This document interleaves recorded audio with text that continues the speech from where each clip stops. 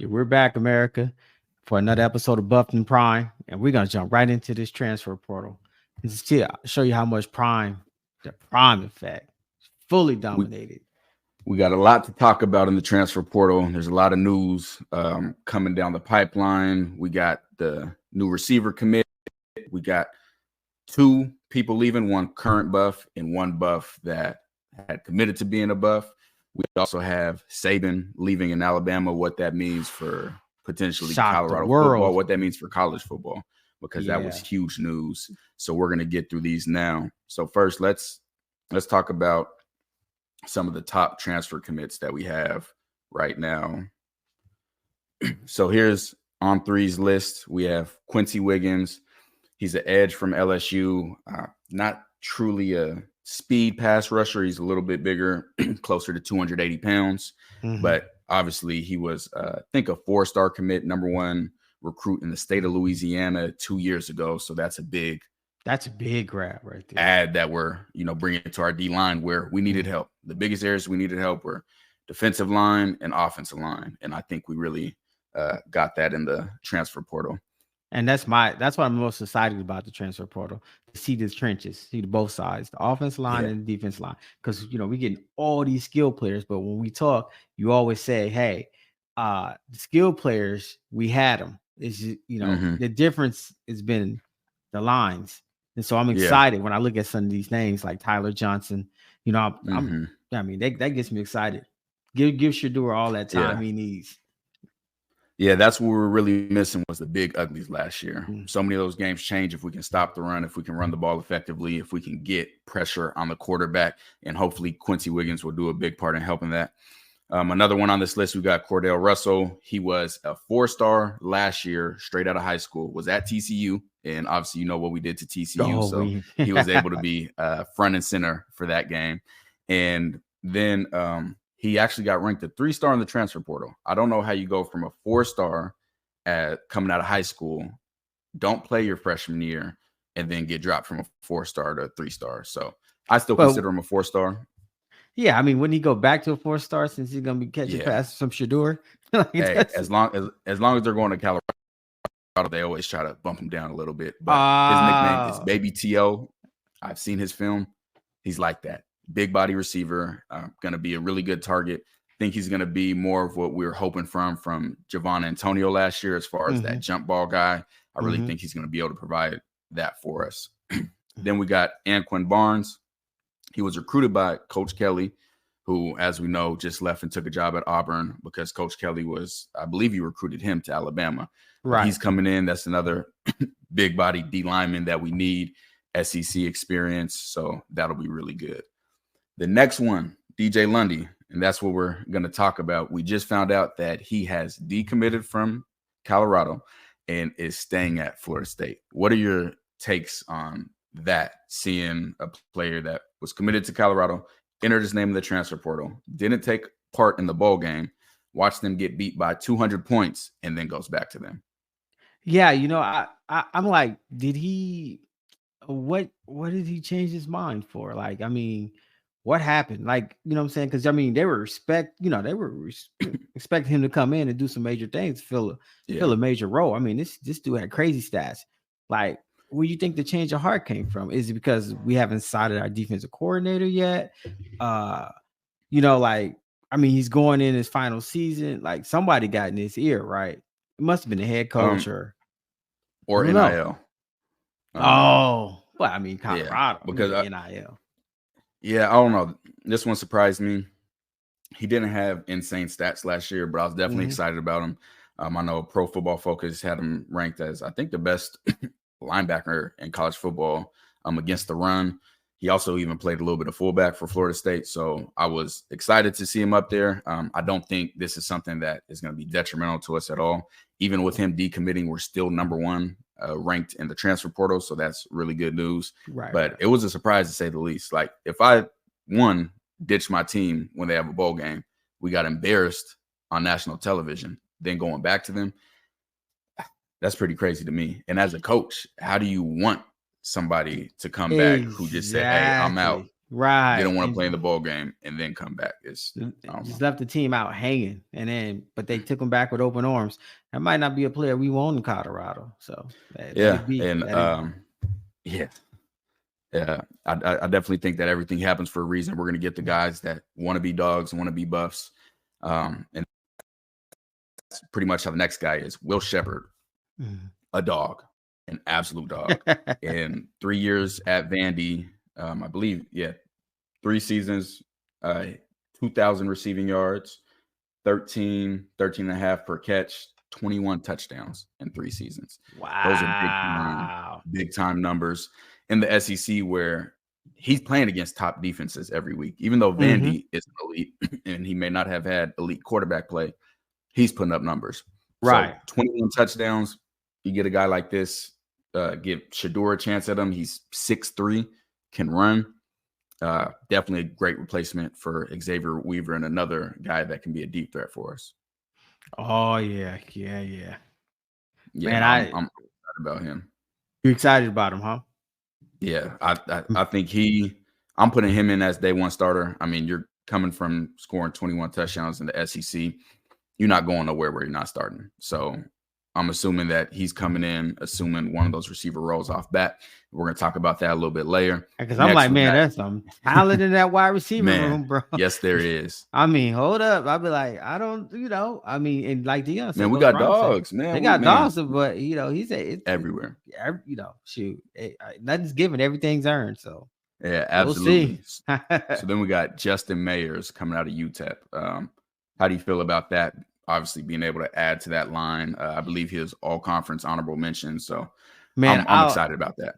Man, you know what I like about Justin Mayers? This dude played 35 career games, bro. 5 seasons at UTEP, and he started every game the last 2 seasons. You know what that tells me? The guy's healthy. A healthy line is what you need in the, when you get down in November. You know what I'm saying? You need that healthy line.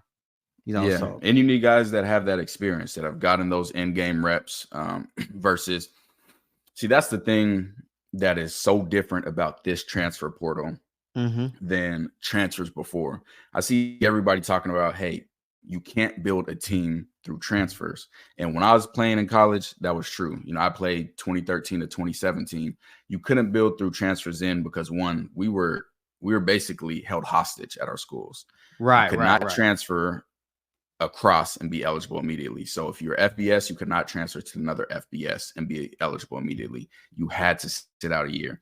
The only way you could be eligible immediately is if you went down. You could not go across, or even you couldn't even play at transfer if you were eligible immediately, say as a grad transfer. You couldn't even transfer to a school that's going to be on your future schedule unless your coach approved of it. So we were in a position where you couldn't transfer. If you did transfer, you had to be willing to give up that year of eligibility. So players typically stayed longer, and we didn't have, the support to be able to go to a school that's going to be a better fit. Today, these guys have 2 free transfers. So now we're seeing players that are transferring with years left, guys like Cordell Russell, who's transferring where he has 4 years left to play. And you got guys that are transferring as starters. When I was playing, it wasn't starters that were going into – it wasn't even a portal, but that were transferring. Now we have actual starters from schools with 21 touchdowns.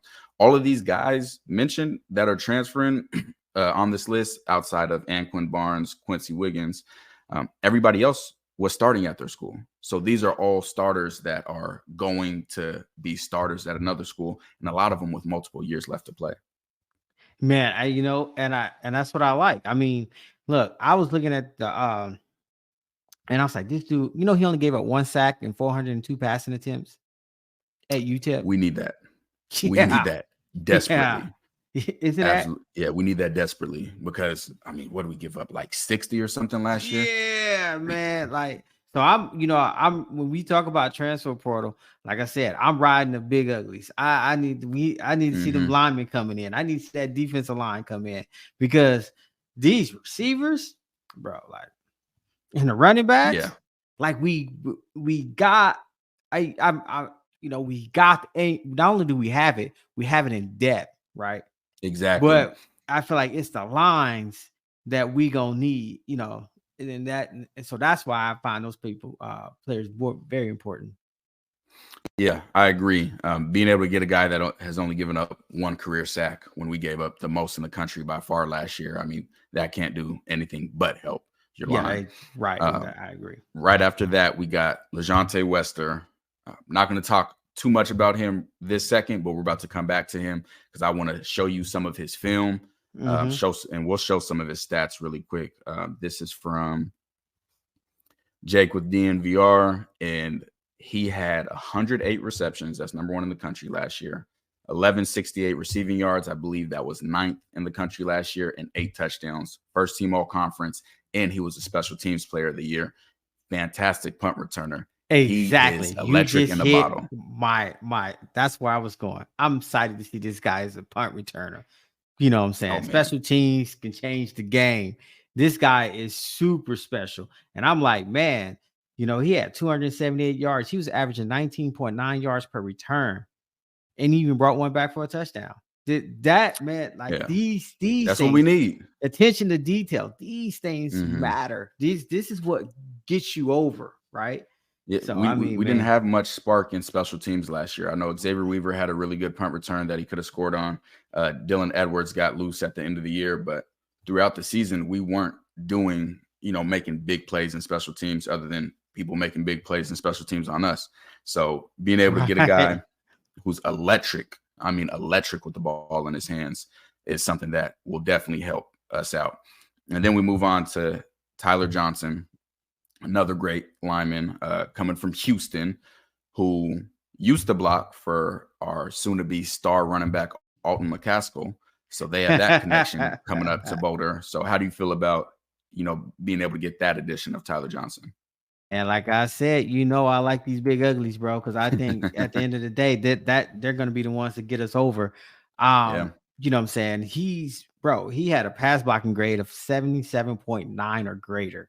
He recorded a season high 88.6 passing block grade against Oklahoma State. This guy's ready, bro. Against Oklahoma State. Not against Utah Western State, against Oklahoma State. Somebody that we're going to be seeing next year, somebody in the Big 12 with talent. So, again, we're getting starters out of this portal, playmakers out of this portal. We're not just getting guys for depth. We're getting guys that can actually play. He was ranked the number 1 interior offensive lineman in December of 2023. On the portal, he was a top interior lineman. Yeah, you're right. Man, and I believe, man, we got 4 out of the top 10, at least 3 out of the top 10 in the portal in transfer. Because this isn't all of our transfers. These are just some of the ones, some of the top ones, but there's some more that we got to get to. Last one that we're going to talk about just on this list is Samuel. I'm not going to butcher his last name, but the DN from Pitt. He had a fantastic season at Pitt. Great rusher, and I'm really excited to see him in this defense. Another guy that can get after it and attack the quarterback.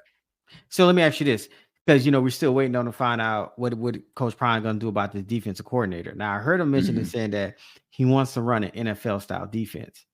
So do you feel like are we moving away from the Saban tree, or the Saban tree still could be considered NFL style defense?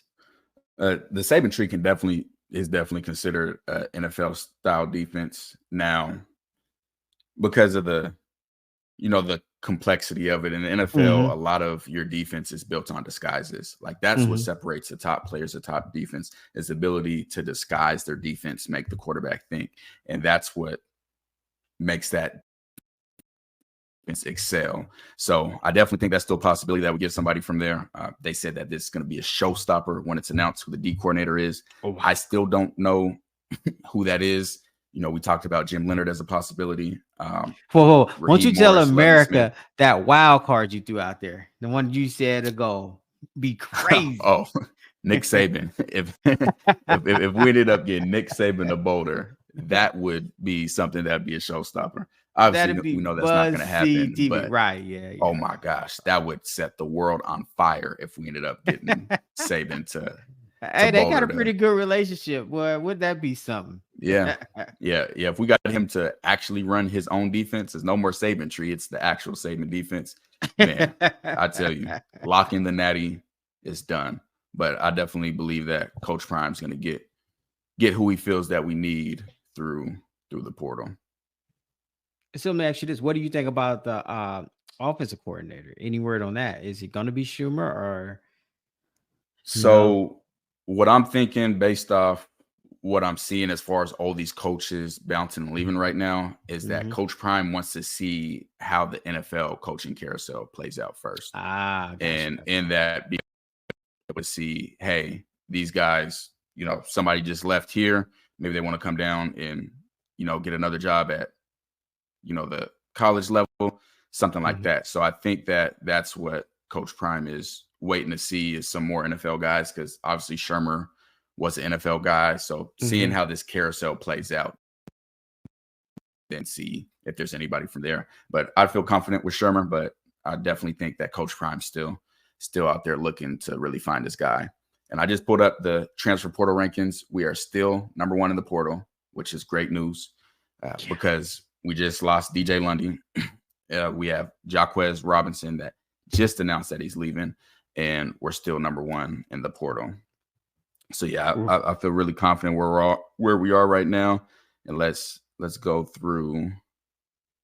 Well, let me ask you this: the transfers in. What happens with Coach Saban leaving? What happens to the Alabama players since the transfer portal closed? Well, since Saban just left, Alabama gets 30 more days for their players, basically an extended portal.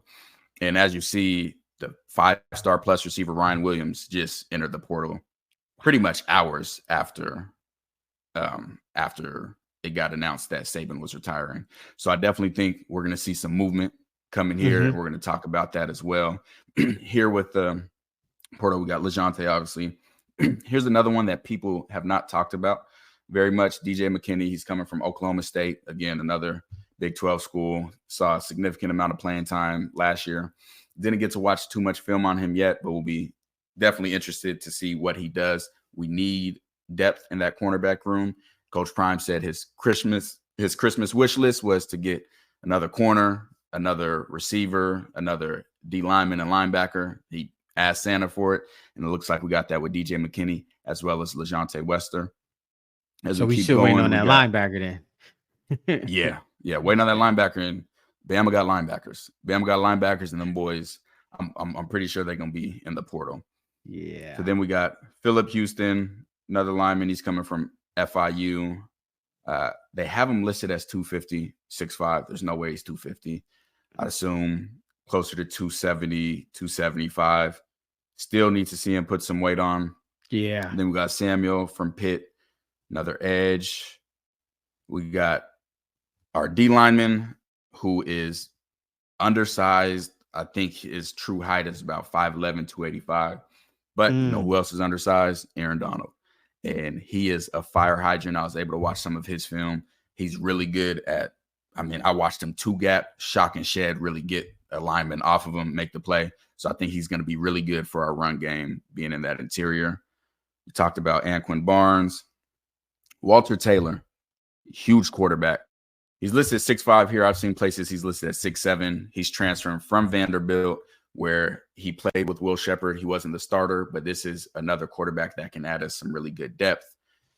Here's Cordell Russell, nicknamed Baby T.O. from TCU. Like I said, 4-star in high school, and then ends up being a 3-star in the portal. Don't understand that after 1 year. Quincy Wiggins. Here's one that was not on the list. 4-star Preston Hodge. This is a guy that played DB at Liberty, which ended up having an undefeated regular season, and he balled. Was their best DB by far, top DB in the conference, and now he's coming to Colorado. Believe he can play safety or corner and potentially star if we do go that same type of nickel-based defense. So he is a name to watch in the secondary.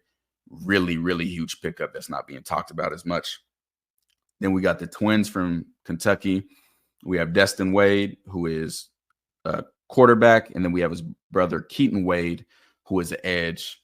Another thing that we need, getting after the quarterback, 2 SEC guys. Yeah, got to get that pass coming out of high school. Got to get it. Will Shepherd, obviously, we talked about. And then we have Chaman Mateer. He's a dog. Big boy, 6'5", 220. Expect him to be a monster in the passing game, but also a hell of a run blocker. So being able to get a big-bodied tight end. Last year we had Mikey Harrison, wasn't really that traditional big tight end, but this guy attacks the ball. He attacks the ball. Great wide receiver. We've seen what Shedeur could do with a good tight end. Oh my gosh. Really excited about him and how they use him. Then we got Khalil Benson, another lineman, huge lineman transfer, starter at Indiana. We already talked about Justin Mayers. Terrell Timmons. This guy was at North Carolina State. Doesn't have the best stats, but is quick twitchy. Routes quick twitchy. Okay. Younger cousin of Keenan Allen with the LA Chargers, who also plays receiver. And he's not as quick twitchy, but his routes are incredible. So hopefully a little bit of that is rubbed off on Terrell. I definitely think he can be a huge playmaker for us. And we got Tyler Johnson we talked about. Yakiri Walker, he's most likely going to play center or guard. Again, listed a little undersized at 270. I believe he's bigger than that. So I think he'll be making plays there. The Amari Ward one is crazy. He is not committed to Colorado, nor does he have a Colorado offer, from what's been told by some of the Colorado coaches online and on Twitter. So yes, this is a crazy one. That is crazy. Like, what's he on the list? Bro, he announced he was transferring from Jackson State to Colorado. Colorado coach came out, said he tried to do this last year. He's never had a Colorado offer. And yeah, that's a strange situation. So we're just gonna move on from that one. But yeah, as you can see, we've dominated the portal. We went there and got all the positions that are really of need for us. So I'm really excited to see how these guys pan out, what it's looking like when it comes time for the season. The only place that I feel like we can still get a couple more is linebacker, but we have a lot of linebackers that are still on roster from last year. So I'm not discouraged as far as who we have or anything like that. But yeah, definitely looking forward to seeing who we can get. Yeah, I don't think a couple more new linebackers wouldn't hurt. You know, No. See who tiptoes in the portal. Hey, this Saban retirement might be a blessing. Oh, yeah, it could be for sure. Freedom linebackers.